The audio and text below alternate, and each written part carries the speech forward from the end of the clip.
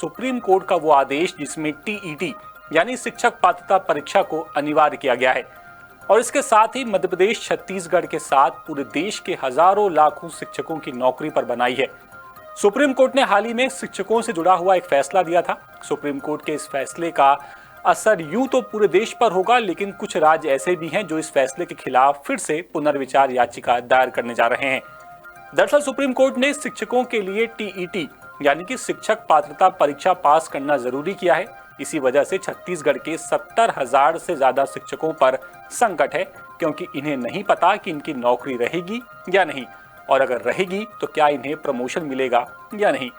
और अब शिक्षक संगठन छत्तीसगढ़ सरकार से पुनर्विचार याचिका दायर करने की मांग कर रहे हैं।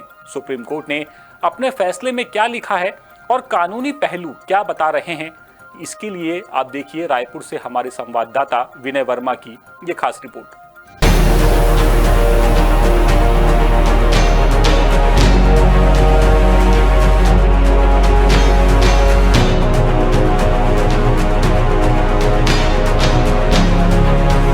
देश की सबसे बड़ी अदालत ये तय कर चुकी है कि अगर आपको शिक्षक बनना है या बने रहना है तो आपको टीईटी यानी कि शिक्षक पात्रता परीक्षा पास करना जरूरी है। लेकिन कोर्ट के इस फैसले से छत्तीसगढ़ के 70,000 शिक्षकों की जान सूख गई है और वो मानसिक तनाव का सामना कर रहे हैं।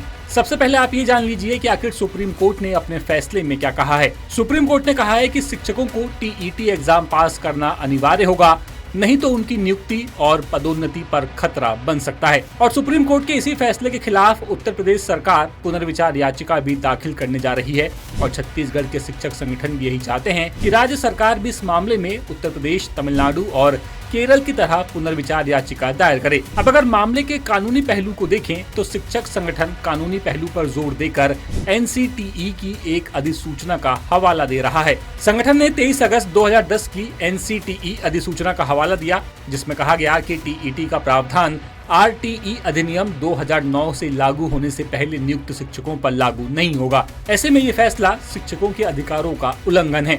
छत्तीसगढ़ सहायक शिक्षक समग्र शिक्षक फेडरेशन ने सरकार को सलाह दी है कि उत्तर प्रदेश, तमिलनाडु और केरल सरकारों की तरह पुनर्विचार याचिका दायर करने की घोषणा की जाए। उनका कहना है कि अगर ये फैसला राज्य के 2011 से पहले नियुक्त हुए लगभग 70,000 शिक्षकों को प्रभावित करेगा। अगर ये फैसला लागू होगा तो बड़े पैमाने पर शिक्षक परेशानी में पड़ जाएंगे और प्रदेश की शिक्षा व्यवस्था पर नकारात्मक असर होगा। संगठन का कहना है कि पहले से ही स्कूलों में युक्तिकरण की प्रक्रिया के चलते शिक्षकों की संख्या काफी कम हो चुकी है। ऐसे में अब नियुक्त शिक्षकों को भी नौकरी से हटाया जाता है या फिर उनकी पदोन्नति रोकी जाती है तो छात्रों की पढ़ाई प्रभावित होगी। शिक्षक संगठन का ये भी सुझाव है कि जिस तरह पहले बीएड शिक्षकों के लिए 20 दिन का ब्रिज कोर्स और नॉन बीएड शिक्षकों के लिए विभागीय डीएड कराया गया था, उसी तरह सरकार को टीईटी करानी चाहिए। संगठन का तर्क है कि ये सिर्फ शिक्षकों की नौकरी बचाने का मामला नहीं है, बल्कि प्रदेश की संपूर्ण शिक्षा व्यवस्था को स्थिर बनाए रखने का सवाल है।